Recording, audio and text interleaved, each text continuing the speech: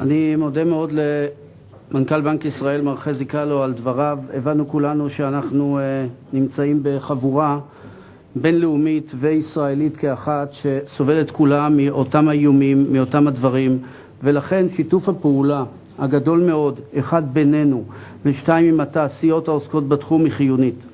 אחד הדברים שהמטה הקיברנטי יזם בשיתוף עם המדען הראשי הוא את פרויקט קדמה, קידום מו"פ הגנת הסייבר בישראל בהיקף של 80 מיליון שקל, שאני שמח לומר שלפחות לגבי מספר אנשים שאני מזהה אותם פה, שנמצאים פה, הם כאלה שכבר אושרו להם הכספים מקדמה ומגיעות להם באמת כל הברכות.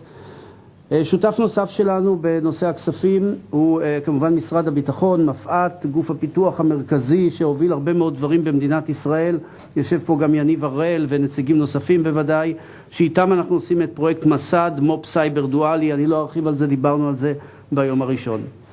אני מתכבד לומר לכם שמכבדים אותנו בנוכחותם מספר אנשים מאוד חשובים שהייתי רוצה להזכיר אותם, כי אני חושב שמגיעות להם כל הברכות, ונתחיל קודם כל בגברות.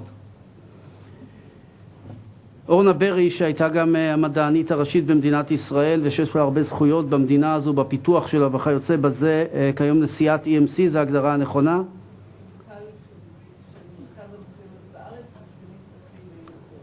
טוב, זה היה לי קצת ארוך, אז כן, זה נכון, אבל מגיעות לה הרבה ברכות.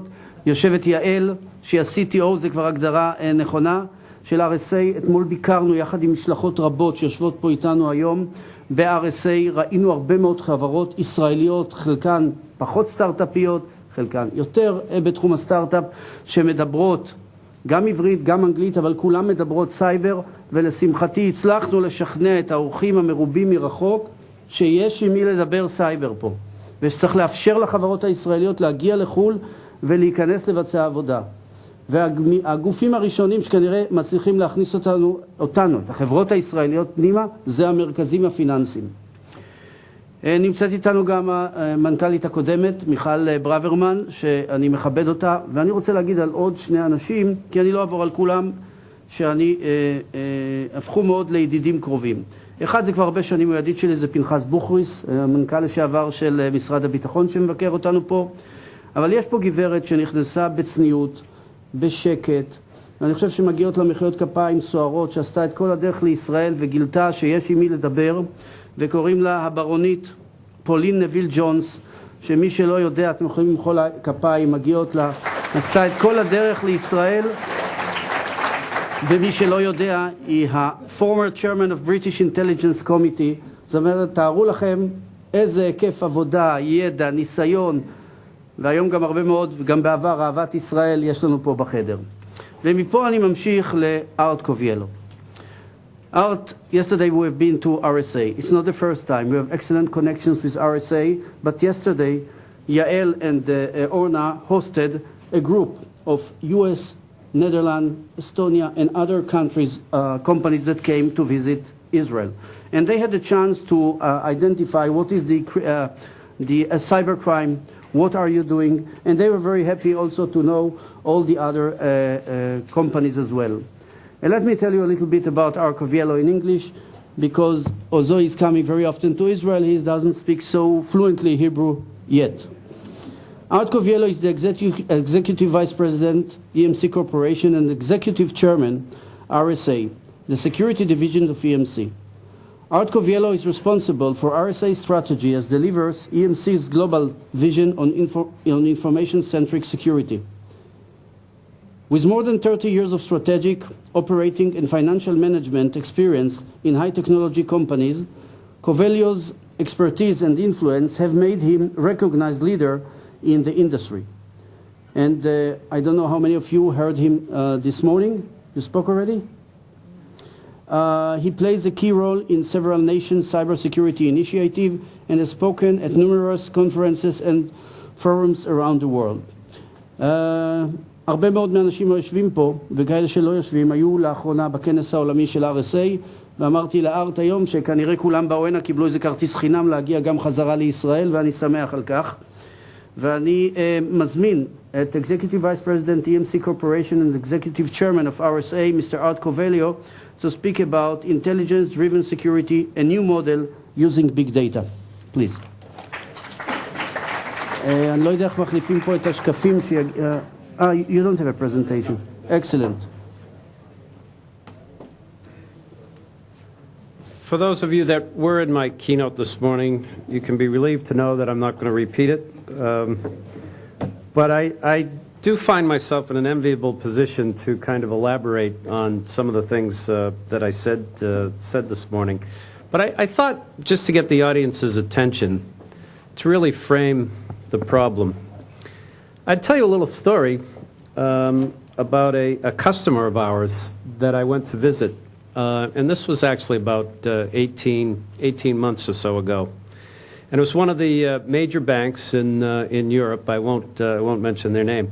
But the reason I was invited in, and I was invited in to talk to the CEO of the bank and all of his direct reports, which is, for me, a tremendous opportunity, because usually I'm talking to the CIO or the chief security officer. So to be able to talk to the leadership of the bank was very special. But there was a reason I was brought in. The CIO was embarking on a major program to consolidate 25 data centers of the bank down to 3. The bank was going to save literally billions and billions of dollars as a result of this restructuring. And the reason I was brought in is he had all the money in the world to do this data center consolidation, but almost no money to spend on security. And if you think about going from 25 data centers down to 3, yes, tremendous productivity. But from a security standpoint, you can look at this one of two ways.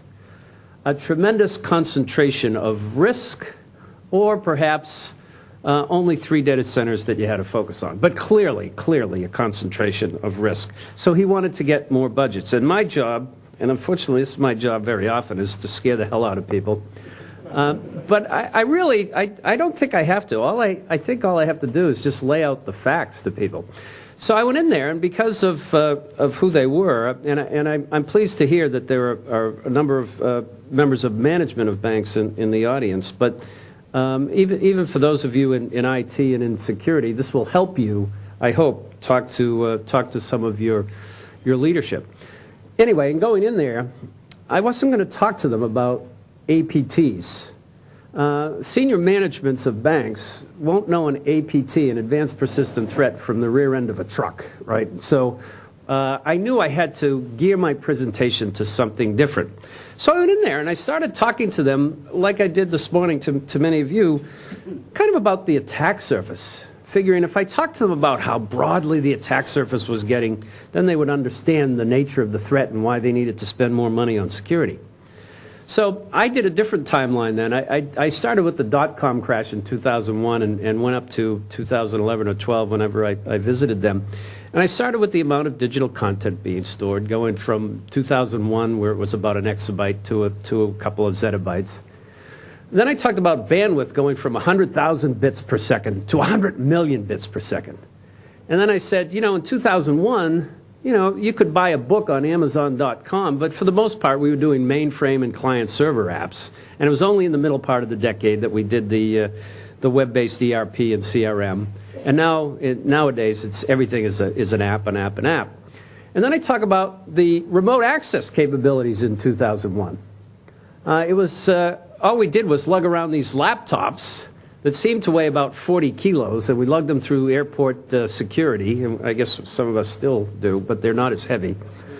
And then I said, again, now, in this day and age, it's innumerable devices, iPhones, iPads, tablets, droids, etc. And then I kept going. I said, and the number of, and what did we have for social media in 2001? I said, in the U.S., we had AOL Instant Messenger. Woo-hoo. Not too exciting. And now, if Facebook were a country, it would be the 3rd largest country on the planet. But it's not, because you can speak in 70 different languages on Facebook. And there's a mesh of human beings, 250 billion friends. I mean, I don't think I have more than 2, but anyway, it's just amazing what's happened in technology over the first decade plus of the new millennium. So when I was finished, I figured they would get it. They would understand the threat. They would know why. With that kind of a data center consolidation, they'd have to spend more money in security. And I looked at them, and they had blank stares on their faces. I said, uh-oh, what do I do now? If they don't understand the perspective part, how are they going to possibly understand the threat part? And then it dawned on me, you know, why would they know what an exabyte from a zettabyte is? What an idiot I was. And I happened to look out the window, and there was a motorway outside, and cars streaming up and down the motorway. And I thought quick. And I said, okay, what if that digital content was the number of automobiles on the motorway, going from 1 billion that exist in the world today to 1 trillion automobiles?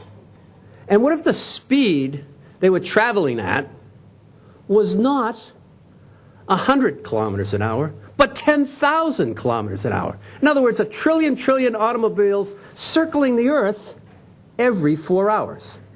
And then I said, and picture the lanes on the highway going from 4 or 8 that might exist today to 400 or 4,000 lanes on the highway.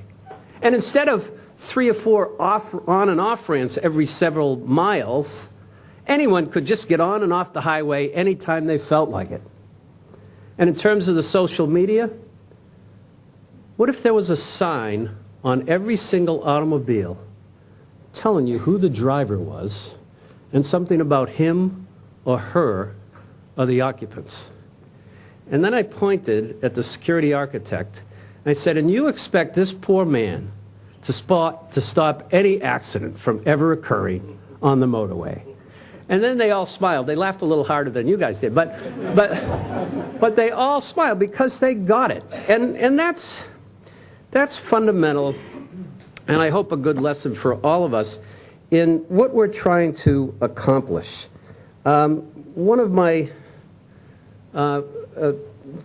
colleague speakers this morning happened to mention that 60% of IT professionals in the U.S. are afraid of Anonymous because they don't understand where Anonymous is coming from. And that's part of the fear. And that's a big problem with cyber. It's this mysterious stuff that no one can seem to get their arms around. We have to use things like metaphors. We have to explain to people in senior positions what the threat is, what the attack surface is, so that we can help them make intelligent decisions about risk. So what did I do that day at the bank? I took awareness of a problem and I changed it to a level of understanding of the problem. I always distinguish between awareness and understanding. Why?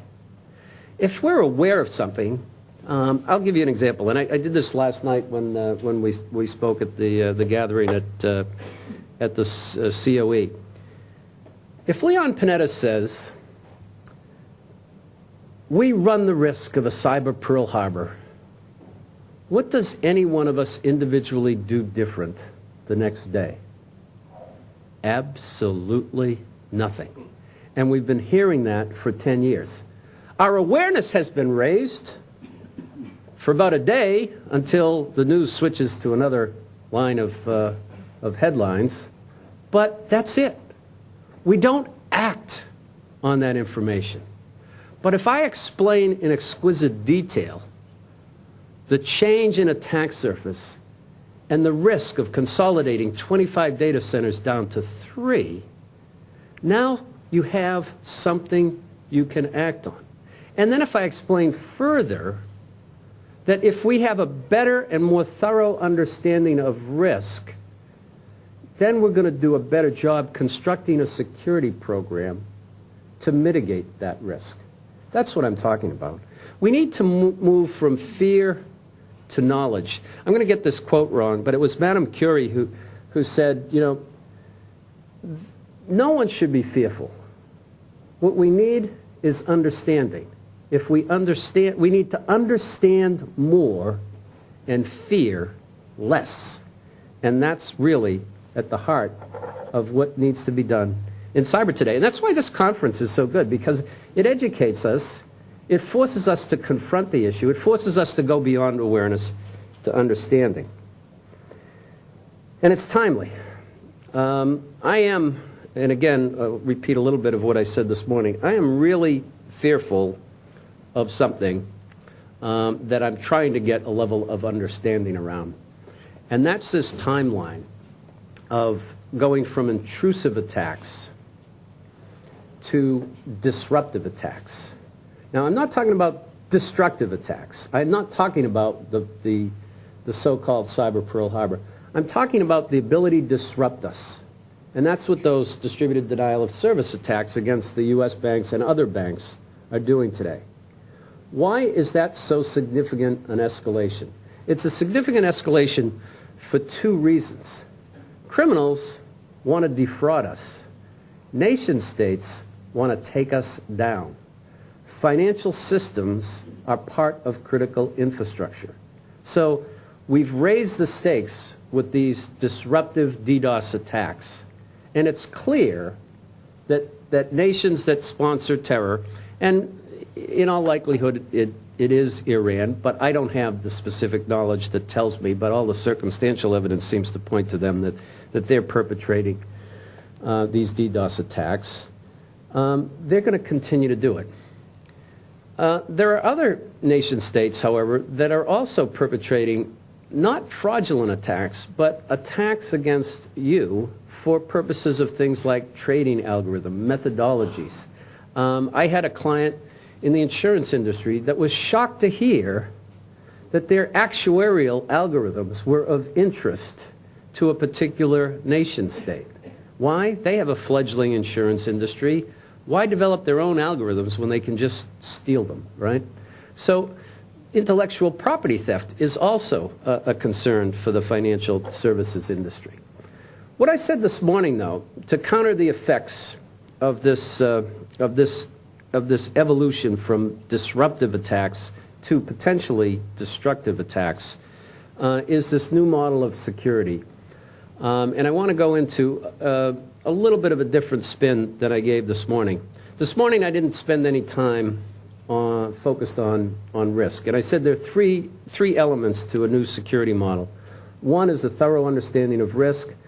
Two is to replace the existing regime of static controls with more dynamic and agile ones that have predictive analytics, ones that can react to facts and circumstances, one that can enable us to detect attacks and respond timely enough. And the third element is a management system that takes all kinds of contextual information from your own environment, analyzes it at unprecedented speeds, takes external feeds of information, and adds that to the capability, a smarter and smarter management security engine that will help us overcome the sophistication of any type of attack, whether it's intrusive, disruptive, or potentially destructive. So let me start with the management of risk.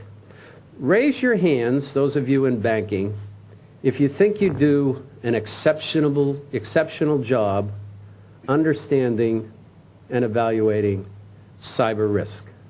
Raise your hands. Ooh. You know what? I get the same response almost all the time. Actually, not just financial audiences, any audiences. Why? It seems fundamental, doesn't it?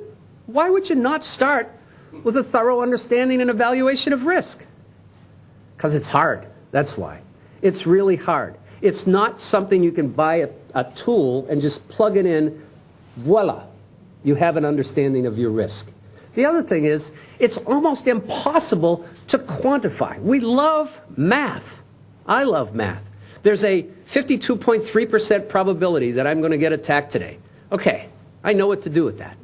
But it's almost impossible in an evaluation of risk to come up with these kinds of metrics. So what do? Not enough.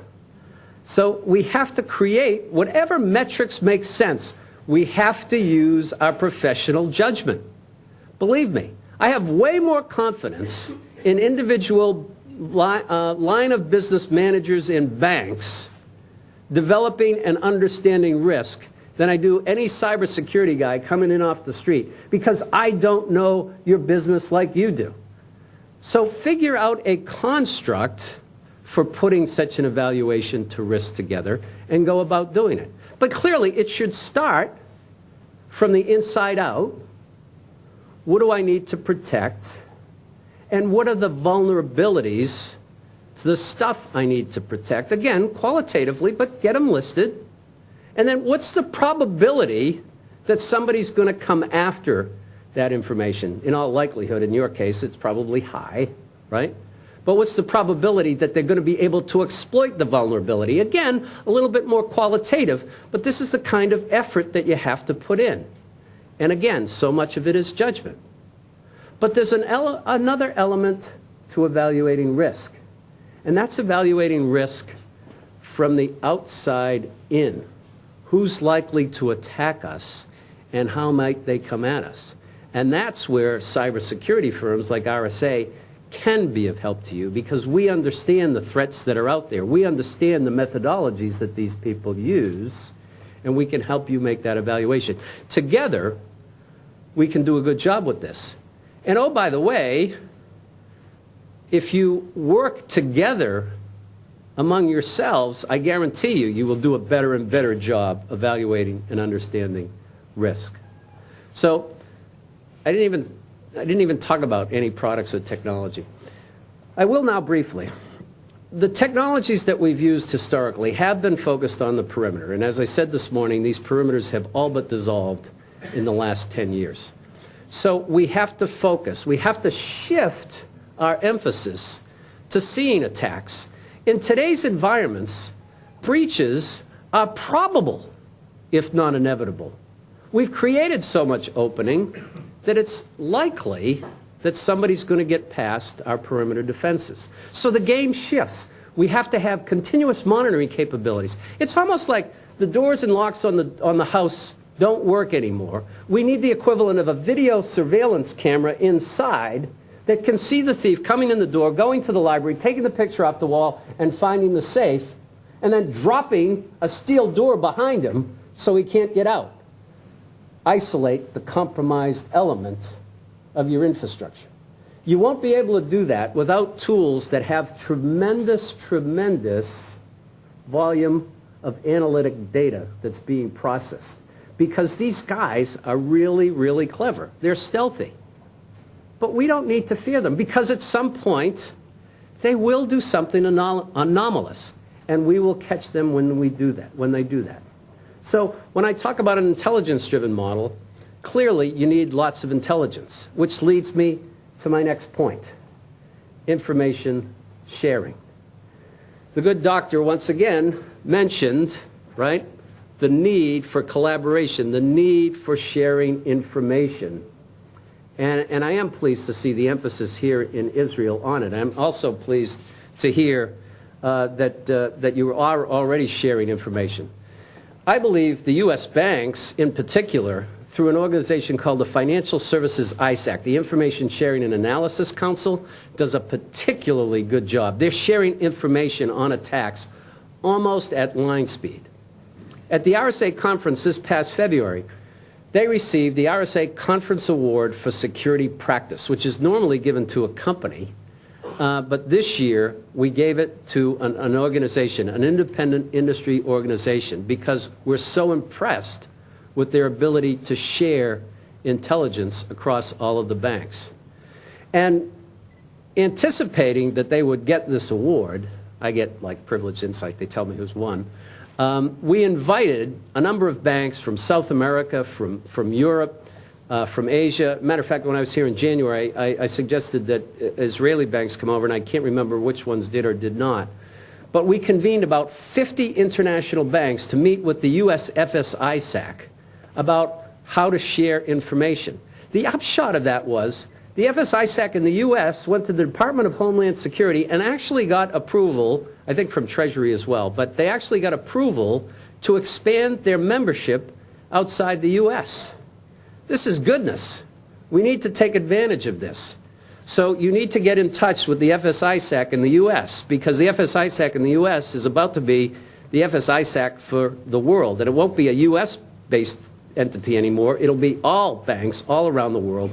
Can you picture it? Sharing information at line speed. Because if you're going to have an intelligence-based system, it's only going to be as effective as the intelligence you can put into it. And external threat information is one of the most important things that we can do. So at the end of the day, you know, I don't have a magic wand to wave.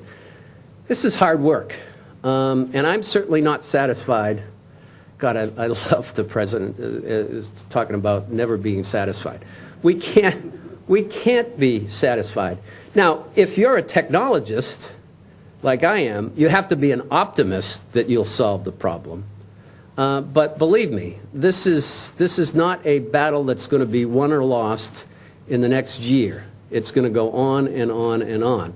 And as one of our most famous founding fathers, Thomas Jefferson, said, the cost of freedom is eternal vigilance, right?